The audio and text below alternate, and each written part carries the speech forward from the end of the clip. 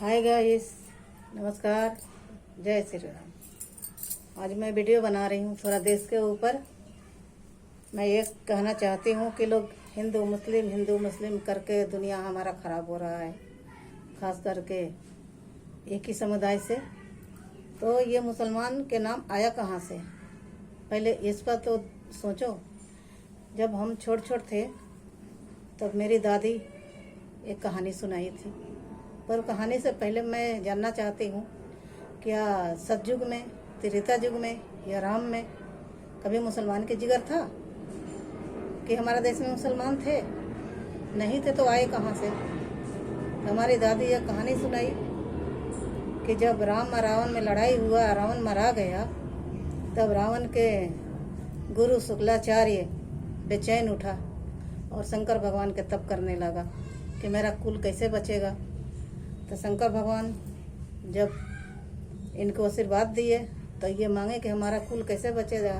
तो शंकर भगवान तो भोले हैं, बोले कि ले जाओ हमें और कहीं इतना दूर रखो कि उस पर मुझे कोई जल ना चढ़ावे।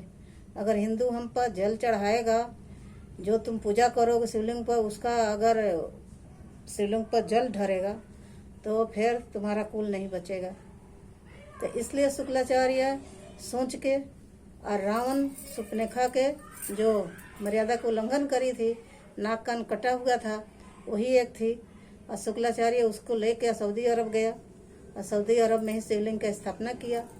ऐसा पूजा पाठ करने लगा जो कि कोई पानी के कोई मतलब नहीं, कोई फूल के मतलब नहीं, कोई अगरबत्ती के मतलब नहीं, कोई कुछ भी कहूँ में मतलब नहीं, न गुड़ है न मिठाई, कुछ भी नहीं।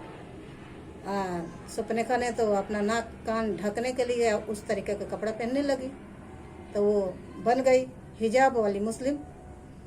और शुक्लाचार्य जब शूर्पणखा से शादी किया तो शुक्लाचार्य के अंदर तो वैसे ही खून खौल रहा था कि मेरी सारी वंश के, मेरी शिष्य के मिटा दिए। तो इसलिए जितना उसकी बाल बच्चा हुए सब उसी के जैसे बर्बादी हुए।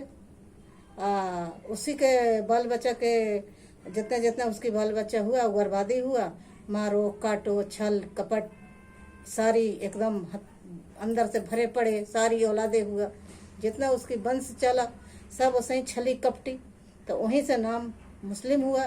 उनका पूजा पाठ करने के ढंग से मुस्लिम के नाम पड़ गया, न तो कभी मुस्लिम के तो जिगर नहीं है। कल युग में ही जिगर है मुस्लिम को। तो मैं यही कहना चाहती हूँ कि मेरी दादी के समय तो ना टीवी ना मोबाइल कुछ भी नहीं था, फिर भी तो इतनी ज्ञान था कि कहाँ से ये ज्ञान आया। ये तो आज हकीकत ही हो रहा है। छल कपट मार काट पूरा देश में एक समुदाय कर रहा है। तो उसका लिए क्या है? सबसे बड़ा तो पहले ये सोचो कि हमारा ही शुक्लाचार्य दैत्य है।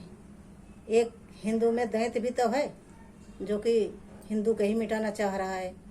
वही है मुसलमान बना है, वही मिटा रहे हैं। तो मैं तो यही चाहती हूँ कि कोई चैलेंज करे कि सऊदी अरब में मुझे अगर मौका दिया जाए कि जाओ वहाँ पूजा पाठ करके आओ, मैं जल ढार के आऊँ, और तब मुझसे देखिए कि मेरी शंकर भगवान उठ के क्या करते हैं। कोई देश में मुस्लिम के कोई बात नहीं होगी।